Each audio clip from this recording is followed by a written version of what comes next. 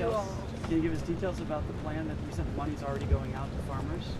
Oh, the interview I just did. No, okay. Let me clarify that. So that is aid that was already apportioned and confirmed over the last year.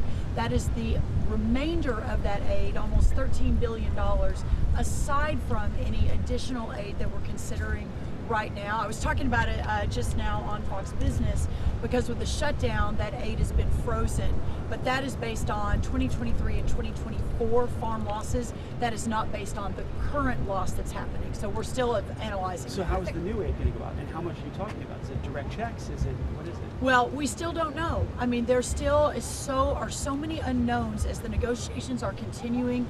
We're going to have a couple of announcements next week on some good news, on some additional product moving out, our row crop commodities moving out into the world.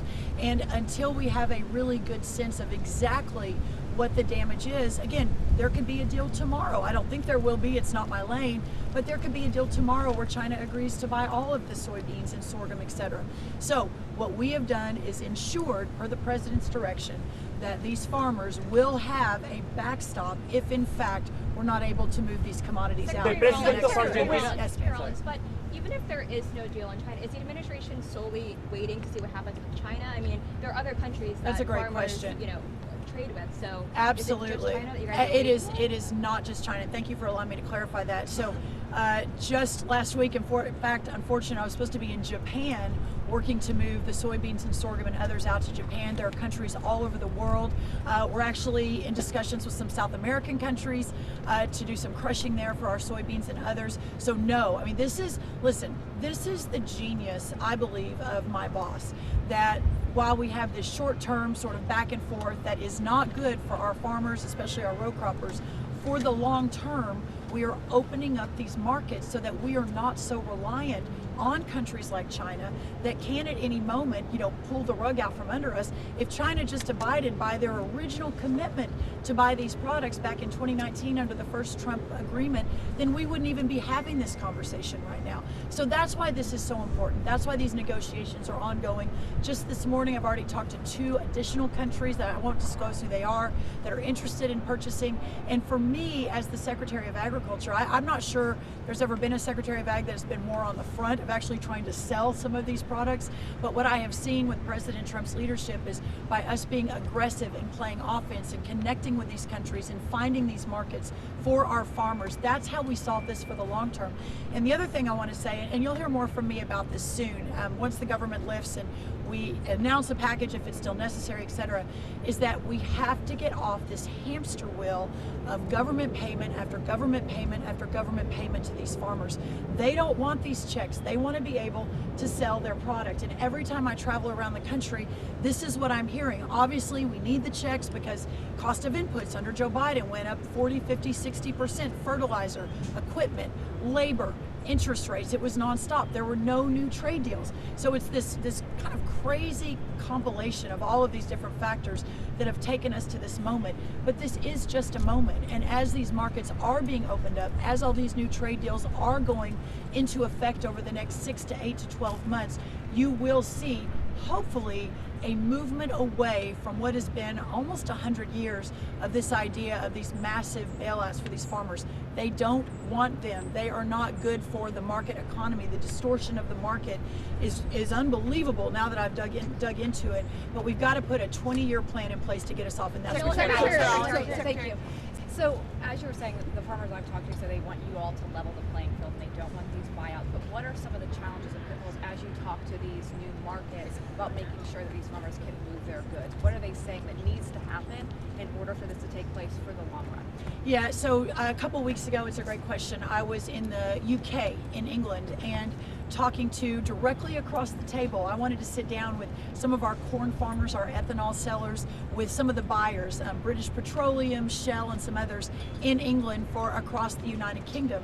And I thought, if I'm sitting there across the table and I say, what do you need from our farmers? What do you need from our ethanol producers to ensure that we continue to open up these markets, that there is this amazing opportunity to sell for these corn farmers, for our ethanol producers, and they it was unusual for them to have a cabinet member sit down, other than our trade negotiators, and talk about this. And so, from storage units to crushing units to all the things that are necessary to move these products out.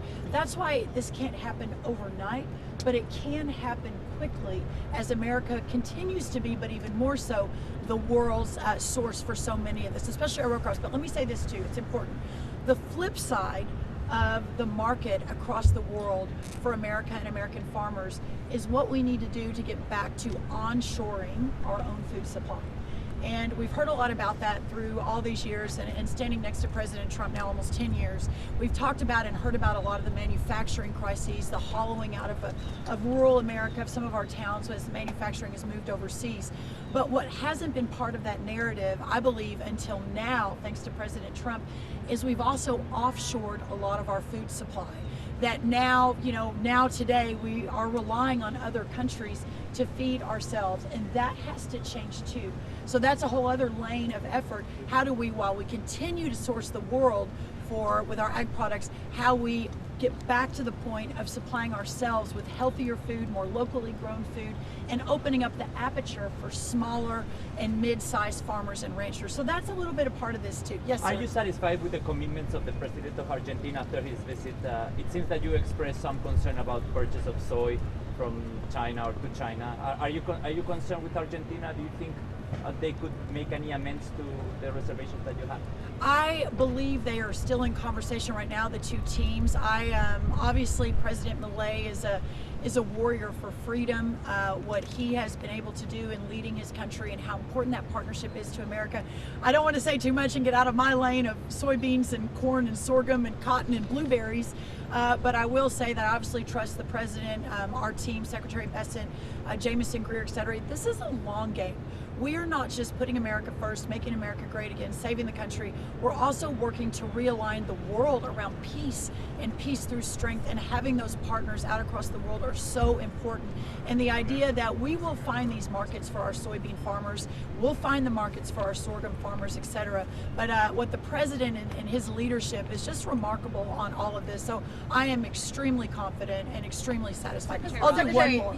Secretary Rollins, next week, I believe, the final food insecurity report was due. Is that going to be delayed because of the shutdown, and is there a plan in place to replace it? Let's talk about food insecurity, and thank you again for that. So yes, everything is shut down at USDA. I know y'all have had a lot of coverage over the shutdown and continue to hear from our team on the fact that the Democrats are basically holding hostage women, infants, children through the WIC program. Those are on the food stamp program. Our farmer aid can't move because of the shutdown. I mean, it is one thing after another as they prioritize, health care for illegal aliens and millions of dollars for LGBTQ training in Africa. I mean, I don't even know all of it. It's sort of insane, and I hope you all cover the list of that. On the food piece of that, and talking about food insecurity and understanding, what we are facing as a nation, and an important role of the government is to provide that safety nest for those with the least among us. Today, I think New York announced that they can't continue taking new enrollees because of the government shutdown in SNAP, in our food stamp program. We're going to run out of money in 2 weeks. So you're talking about millions and millions of vulnerable families, of hungry families that are not going to have access to these programs because of this shutdown. So yes, all of our research and reports are shut down now, unless it is relating directly to national security, like the screwworm, which is another topic, probably talk about another time, and some of the other animal disease issues. But we continue to remain focused on doing everything we can to move these funds out as long as we can, but that is coming to an end. It's time to open the government back up and serve the American people. But thank you all so should much. farmers plant soybeans though? They're deciding now. Thank you all so much.